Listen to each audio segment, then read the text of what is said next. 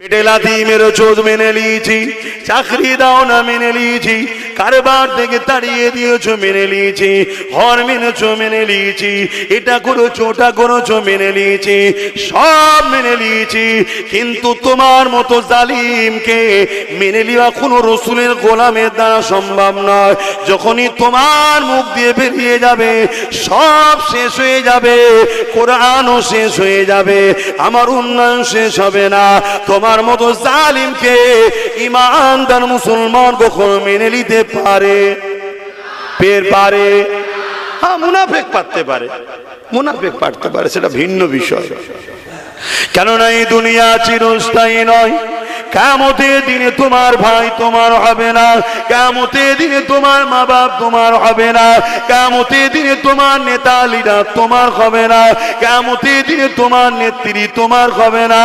এ যুবকেরা, তরুণেরা, যারা প্রকাশ্য বিশ্বাসী তারা তো কিয়ামতের দিনে তোমার আমার কাতারেই তো থাকবে না, তাদের কাতার তো আলাদাই হয়ে যাবে।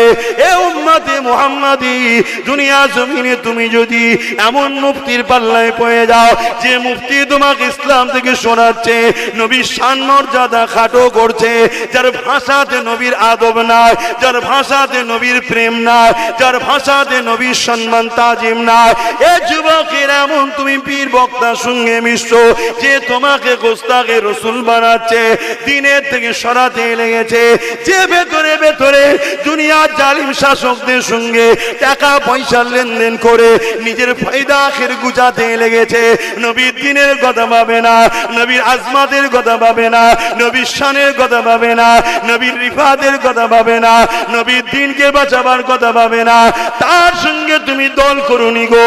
কেন? কিয়ামতের দিনে এরা তোমার কোনো কাজে লাগবে না, কিয়ামতের দিন এরা তোমার উপকারে আসবে না। যে কিয়ামতের দিনে বাপ ছেলের বুকের উপরে পা দিয়ে দাঁড়িয়ে যাবে, ছেলে বাপের বুকের উপরে পা দিয়ে দাঁড়িয়ে যাবে, যে কিয়ামতের দিনে মা মেয়ের বুকের উপরে পা দিয়ে দাঁড়িয়ে যাবে, মেয়ে মায়ের বুকের উপরে পা দিয়ে দাঁড়িয়ে যাবে। এ নওজওয়ানেরা, মরণ অবশ্যই একদিন একদিন হবে গো। আল্লাহকে ভয় করো, আল্লাহকে ডর করো, আল্লাহকে খৌফ করো। এই দিনে তোমাকেও দাঁড়াতে হবে, এই দিনে আব্বাসকেও দাঁড়াতে হবে, এই দিনে কেউ কারো হবে না। সাহাবারা বলতে লাগলে, ইয়া রাসূলুল্লাহ, হাবিবাল্লাহ, এত কঠিন দিন কেন হবে? কেন বাপ মা বুকের উপরে দাঁড়াবে? কেন মায়ের উপর বুকের উপরে দাঁড়াবে? কেন একে অপরের বুকের উপরে দাঁড়িয়ে যাবে? আল্লাহ নবী জানিয়ে দিয়েছিলেন, এ বাবা সাহাবারা, ওই কিয়ামতের জমিনটা সূর্যের তাপ লেগে লেগে লেগে এত গরম হয়ে যাবে, লোহা আগুনে দিলে যেমন লাল হয়ে যায়। এ যুবক, মন দিয়ে শোনো, আমি আবার বিচকানে বলে যাই, পাপের মাপ আছে, ইসলামের দুশ্মনী করলে মাপ নাই, নবীর বিরোধী করলে মাপ নাই, মুস্তাকে রসুলদের মাপ নাই, মনে রেখে দিও শিরকের মাপ নাই। এমন কোন কাজ করে ফেলো না যেটা মুশরিকের সঙ্গে তোমার সম্পর্ক হয়ে যাবে। এই কিয়ামতের দিন এত কঠিন হবে কেন? আল্লাহ নবী জানিয়ে দিলে, ওই সূর্যের তাপেতে লোহা যেমন আগুনে দিলে লাল হয়ে যায়, এই জমিনটা পুরে পুরে লাল গরম হয়ে যাবে। এই জমিনে মানুষ দাঁড়াতে পারবে না, যার উপরে যার জোর চলবে জমিনে শুইয়ে দিয়ে তার মুখের উপরে পা দিয়ে দাঁড়িয়ে যাবে।